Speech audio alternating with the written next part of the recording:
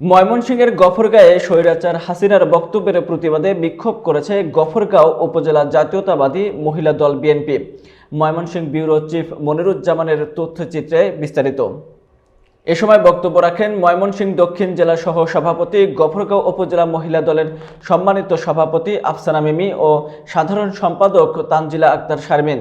বিক্ষোভ মিছিলটি Goruhata mini stadium থেকে গফরগাঁওয়ের গুরুত্বপূর্ণ সড়ক প্রদক্ষিণ করে এবং গরুহাটা জনসমুদ্রে পরিণত হয়।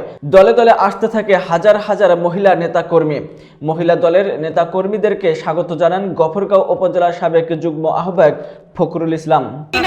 বক্তব্যের বিরুদ্ধে আমাদের আজকে জাতীয়বাদী মহিলা দল গফরগাঁও উপজেলা শাখা যে বিক্ষোভ মিছিল আমরা করেছি, আজকে দেখতে পাচ্ছেন আপনারা জনসমুদ্রে প্রণীত হয়েছে গফরগাঁও উপজেলা।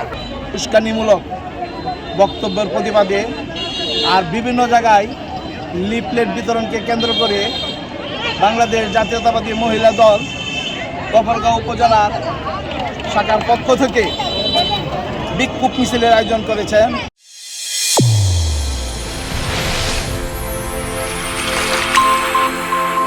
চ্যানেল A1 হৃদয়ের স্পন্দন।